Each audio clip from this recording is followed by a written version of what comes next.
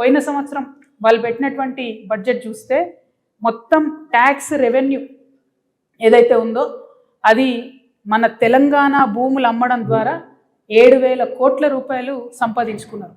సంపద సృష్టించడంలో మాత్రం అసలే దృష్టి పెడతలేరు. దానివల్ల ఏమవుతుందంటే రెవెన్యూ డెఫిసిట్ ఏదైతే ఉంటుందో అది బీభత్సంగా పెరుగుతుంది. -9,000 కోట్లకు వెళ్ళిపోయింది ఇప్పటి వరకు, డిసెంబర్ వరకు. ఇది అఫీషియల్గా ప్రభుత్వం ఇచ్చినటువంటి డాక్యుమెంట్. ఇందులో నా యొక్క కల్పన ఏమీ లేదు, వాస్తవిక విషయాలు నేను చెప్తా ఉన్నాను. అంటే ఒక పక్క సంపద సృష్టించకుండా ఇంకొక పక్క ఆల్రెడీ మనకున్నటువంటి ఆస్తులు నమ్ముకుంటా ఉన్నారు.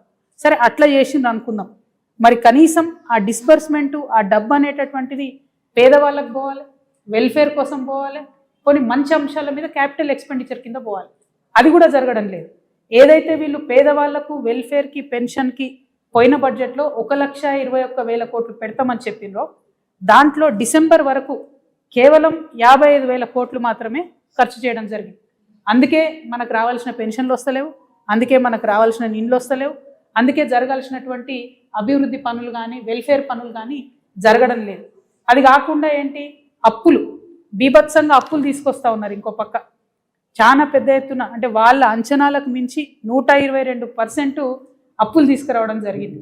ఇవన్నీ ఒకటైతే కాంట్రాక్టర్లకు మాత్రం ఏదైతే అంచనాలు పెట్టుకున్నారో 36,000 కోట్లు పే చేయాలని, దాన్ని మించి 42,000 కోట్ల పైచిలకు కాంట్రాక్టర్లకు పే చేశారు.